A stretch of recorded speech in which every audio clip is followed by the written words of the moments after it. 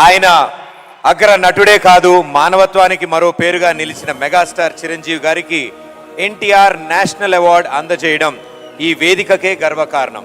We request our dear megastar Chiranjeevi గారు on stage. Megastar Chiranjeevi గారికి NTR national film అవార్డుతో పాటు రాష్ట్ర ముఖ్యమంత్రి వర్యులు శ్రీ ఏ రేవంత్ రెడ్డి గారి చేతుల మీదుగా ప్రశంసా పత్రం, 10 లక్షల రూపాయల నగదు బహుమతి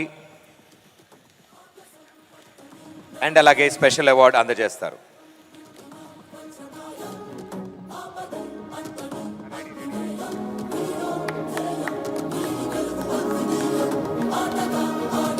ఎంతో మందికి ఇన్స్పిరేషన్ అండ్ ఎప్పటికీ inspiration our very own megastar Chiranjeevi garu. Congratulations sir. మా మెగాస్టార్ చిరంజీవి గారిని మాట్లాడవలసిందిగా రిక్వెస్ట్ చేస్తున్నాము సార్. హృదయంగా ఎంతో కళకళలాడుతూ జరుగుతున్నటువంటి ఈ తెలంగాణ గద్దర్ ఫిల్మ్ అవార్డ్స్ కార్యక్రమానికి మూల విరాట్ అయినటువంటి గౌరవ ముఖ్యమంత్రి శ్రీ రేవంత్ రెడ్డి గారికి, డిప్యూటీ ముఖ్యమంత్రి మిత్రులు పెద్దలు మా భట్టి విక్రమార్క గారికి, అలాగే మరొక మంత్రివర్యులు జూపల్లి గారికి, నా సహచరుడు, నా ఇష్టుడు, నా మిత్రుడైన లోకనాయకన్ కమల్ హాసన్ గారికి, మరో సోదరుడు నాగార్జున గారికి, అలాగే మరొక నాగేశ్వర గారి అవార్డు అందుకోబోతున్న జయసుధ గారికి, and best actor సంపాదించేటువంటి Naga Chaitanya, అలాగే బెస్ట్ యాక్ట్రెస్ రష్మిక మందన, ఇతర అవార్డు గ్రహీతలందరికీ స్వాగతం పలుకుతున్నాను, అభినందనలు తెలుపుకుంటున్నాను. ఈ శ్రీ పరాభవనామ తెలుగు సంవత్సరాది ఉగాది శుభాకాంక్షలు ఇక్కడ ఉన్నటువంటి ప్రతి ఒక్కరికి, ఆహ్వానితులకు, వీక్షిస్తున్న వారికి, 2 రాష్ట్రాల తెలుగు ప్రజలకు ప్రతి ఒక్కరికి నా మనస్ఫూర్తిగా తెలుపుకుంటూ నా సంతోషాన్ని వెలిబుచ్చుకుంటున్నాను. ఎక్కడైతే కళాకారులు గౌరవించబడతారో అక్కడ రాష్ట్రం, దేశం, ఆ రాజ్యం సుభిక్షగా ఉంటుందన్నది నానుడి. దాన్ని సరిగ్గా అర్థం చేసుకుని ఒక సమయంలో కుంటిబడి ఉన్న, లేకపోతే నెగ్లెక్ట్ కాబడినటువంటి ఇదే ఫిలిం అవార్డ్స్ని ఆ యొక్క నానుడి అర్థం పరమార్థం గ్రహించి గౌరవ ముఖ్యమంత్రి గారు మళ్ళీ పునరుద్ధరించి కళాకారులు గౌరవించుకోవాలి, సినిమా యొక్క ప్రభావం ఎంత ఉంటుంది, దాని ప్రతాపం ఎంత ఉంటుంది, ఎంత ఇంపాక్ట్ ఇస్తుంది అనేది తెలుసుకుని ఎంతమందికి ఉద్యోగ అవకాశాలు ఇస్తాయి, ఎంతమందికి ఉపాధి కల్పిస్తుందనే దాని యొక్క ఆంతర్యం గ్రహించి మళ్ళీ దానికి పునర్జీవనం పోసి ఇదిగో ఈ రోజు ఇంత బాగా సజావుగా సాగడానికి, ఇంత హృదయంగా సాగడానికి, ఇంత అద్భుతంగా సాగడానికి కారణమైన వారికి ప్రత్యేకించిన మనస్ఫూర్తిగా ధన్యవాదాలు సభాముఖంగా తెలియజేసుకుంటున్నాను. సార్, మనం కలిసిన ప్రతిసారి మీరు సినిమా గురించి, సినిమా అభివృద్ధి గురించి, సినిమాని ఎలా ముందుకు తీసుకువెళ్ళాలంటూ, ఈ హైదరాబాద్ అనేది నైసర్గిక స్వరూపంగా ఇది అన్ని దేశం మొత్తంకి మధ్యలో ఉంటుంది, అన్ని రకాల అట్మాస్ఫియర్స్ ఉన్నాయి, అన్ని రకాల అంబియన్స్ ఉన్నాయి, అన్ని రకాల ఇన్ఫ్రాస్ట్రక్చర్ ఉంది as per cinema is concern. కాబట్టి ఇక్కడ ఒక తెలుగు సినిమా కాదు, లేదా దక్షిణ భారత సినిమా కాదు, భారతదేశ సినిమా అని ఇక్కడ కేంద్రంగా ఉంచడం, భవిష్యత్తులో ప్రపంచ దేశ సినిమాలను కూడా ఇక్కడ ఆహ్వానించేలాగా మనం అన్ని అభివృద్ధి చేయాలి, దానికి అవసరట్లుగా మేమందరం సమాయుత్తం అయ్యామంటూ దానికి ప్రత్యేకించి ఈ కార్యక్రమాన్ని, ఈ యొక్క దీన్ని బృహత్ కార్యాన్ని భట్టి గారికి అప్పచెప్పారు.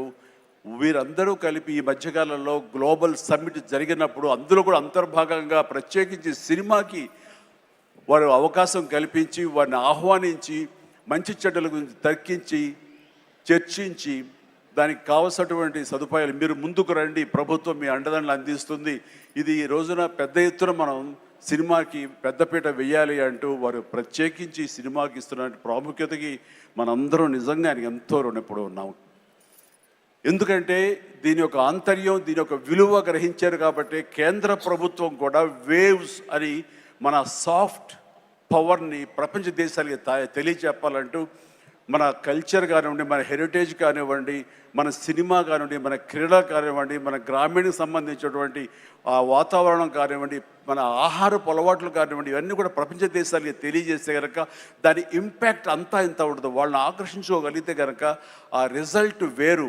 అందుకనే కేంద్ర ప్రభుత్వం కూడా ఈ సాఫ్ట్ పవర్ యొక్క ఇంపాక్ట్ గ్రహించి దీన్ని వేవ్స్ అని మధ్యకాలంలో నన్ను కూడా అందులో భాగస్వామ్యం చేస్తారు. కమల్ హాసన్ గారి వీళ్ళందరినీ కూడా దాన్ని చూశారు. ఎందుకంటే వాళ్ళందరూ దాన్ని చవి చూశారు.